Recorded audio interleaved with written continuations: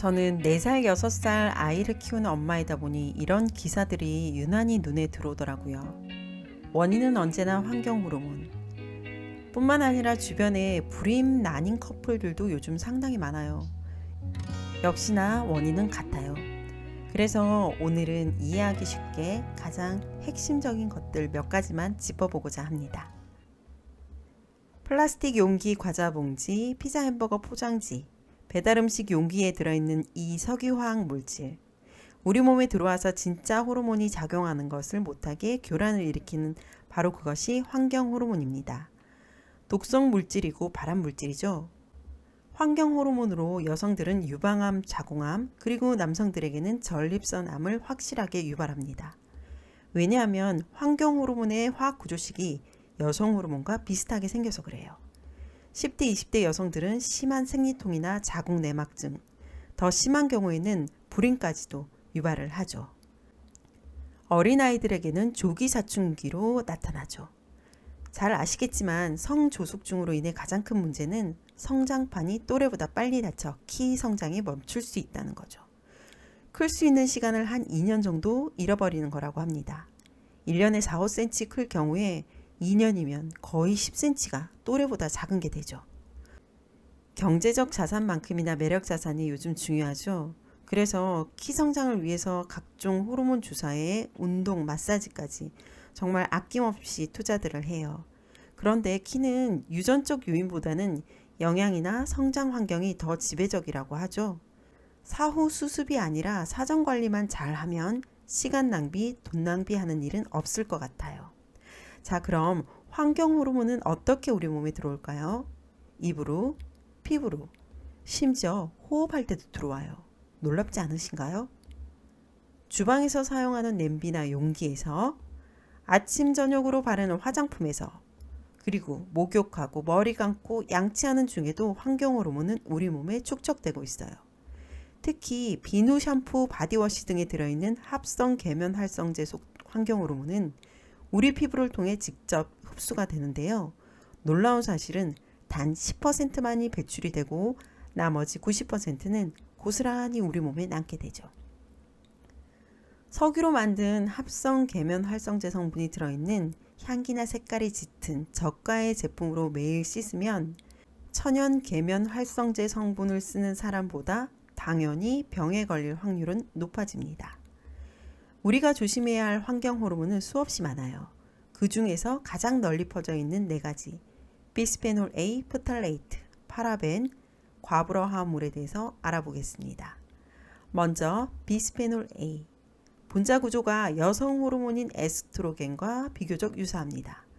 작은 양이라도 매일 노출이 되기 때문에 여성 호르몬 교란의 위험이 상당히 크죠. 자, 주변에서 흔히 볼 수 있고 사용하는 것들이에요. 플라스틱 컵 중에 얇고 투명한 것들 있죠. 가끔 거기에 뜨거운 음료를 드시기도 하는데 거기에 비스페놀 A가 듬뿍 들어있어요. 가벼운 플라스틱 안경테와 안경알, 그리고 사무실에서 많이 쓰는 대형 생수통, 회수해서 세척해서 다시 물 채워 오잖아요. 오래 쓴 병들은 뿌옇게 스크래치가 생기기도 하죠. 그렇게 생긴 틈에서 비스페놀 A가 상당히 많이 빠져나오죠. 그리고 아이들 스티커인데요. 올록볼록한 거. 그런 거 애들한테 사주시면 안 돼요. 어린아이들은 그런 걸 빨기도 하더라고요. 또 영수증 감열지. 비스페놀 나오지 않는 것도 있죠. 근데 가격이 비싸죠.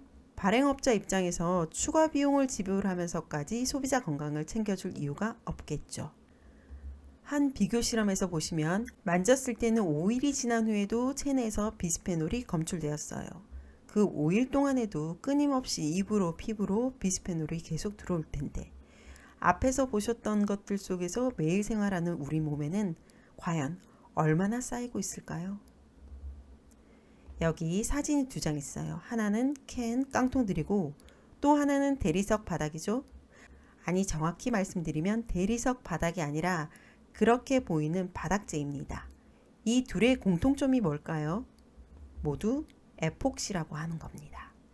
캔이나 깡통은 짭짤한 반찬이나 참치, 달달한 과일도, 탄산음료도 담겨 있어요. 그런 것들이 직접 닿으면 부식이 생기겠죠. 그걸 예방하려고 캔이나 깡통 내부를 에폭시로 코팅을 하죠. 그 에폭시 수지에 비스페놀 A가 상당합니다. 비스페놀은 열을 가하면 더 많이 나오는데요. 요즘 캠핑 가셔서 비어치킨도 해 먹고 통조림을 바로 올려서 끓여 먹기도 합니다. 치킨이랑 번데기만 드시는 것이 아니라 비스페놀 A도 함께 드시는 거랍니다. 얼마 전 테이크아웃 커피를 하나 샀는데 이런 걸 주더라고요. 깜짝 놀라니 요즘에 그렇게 나온다고요. 와, 저는 맨손으로 쥐기에도 너무 뜨겁더라고요. 저는 먹지 않고 버렸습니다. 비스페놀 A가 없는 커피를 마시고 싶었었거든요.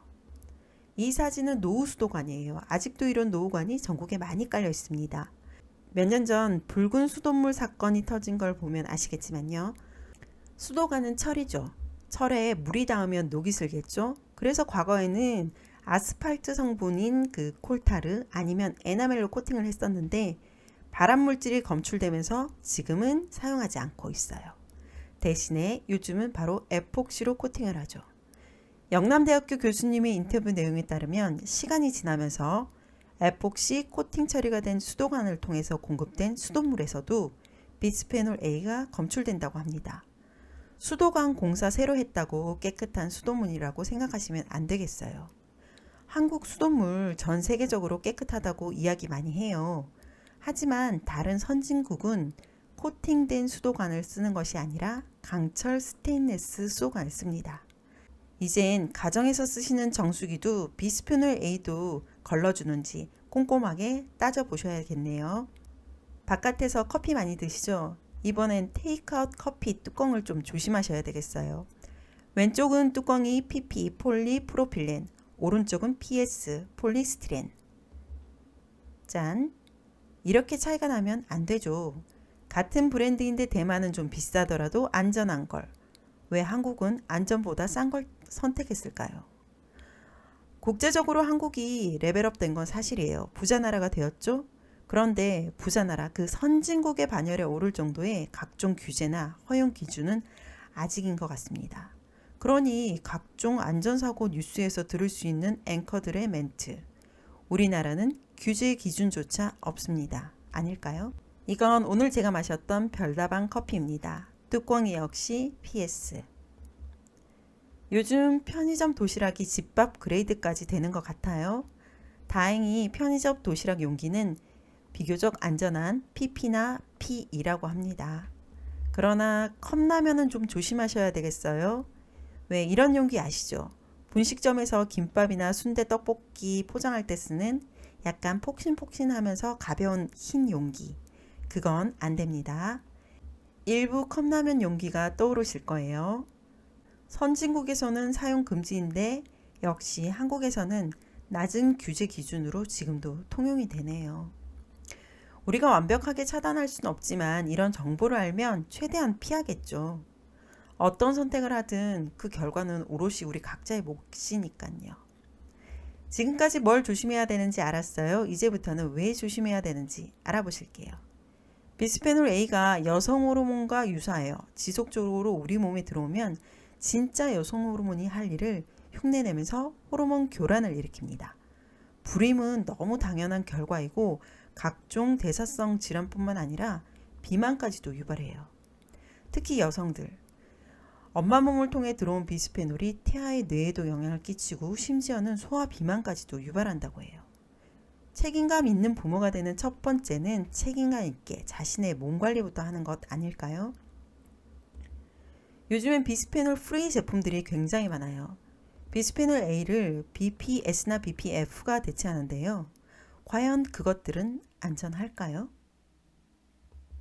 세계적으로 권위 있는 환경단체 IPEN의 보고에 따르면 BPA를 대체하는 BPS와 BPF 역시 인체에 미치는 영향은 유사하다고 합니다. 국내의 환경호르몬 전문가인 한양대학교 계명찬 교수님 역시 비스페놀 A를 대신하는 비스페놀 S나 F를 사용한 BPF는 화학 구조가 유사하므로 유해성에 문제가 없는 듯 보여질 뿐 안전한 대체제는 아니라고 해요. BPF가 위법은 아니지만 어불성설이라고 하시네요. 자, 지금까지 가장 대표적인 환경 호르몬 비스페놀 A에 대해서 알아봤습니다. 플라스틱 제품이나 일회용품 사용은 줄여주시고요. 캔 음식은 반드시 한번 헹구고 드시고 구입하실 때도 찌그러진 곳이 없는지 확인하세요. 보관해야 하는 영수증이 아니라면 받지 마시고요. 요즘 우체국에서 폰으로 영수증을 주던데 참 좋은 방법이죠. 가급적 테이크아웃 컵 뚜껑은 열고 드시고 가정에서도 유리 용기를 사용하세요. 여러분, 매일 접하는 것일수록 싸구려 사면 안 돼요. 그만큼 자주 유해 물질에 노출이 되는 거죠. 지금은 싸면서 안전하고 무해한 것들은 없는 것 같습니다. 쉽게 설명하려고 했는데 어떠셨는지 모르겠습니다. 요즘 이유 없는 불임, 조기 사춘기, 비만, 예전에 없었던 질병들이 참 많죠. 우리 아이들은 140까지 살아야 한다는데 어린 시절 무방비로 이런 환경 호르몬 유발 물질에 노출되어서 그 긴 세월을 원인 모를 질병에 고통받으며 각종 의약품이나 병원에 의지하면서 살길 바라는 부모님은 없으실 거예요. 어른보다 특히 취약한 우리 아이들을 지켜내는 시간이 되었길 바라며 다음 영상도 꼭 봐주세요. 감사합니다.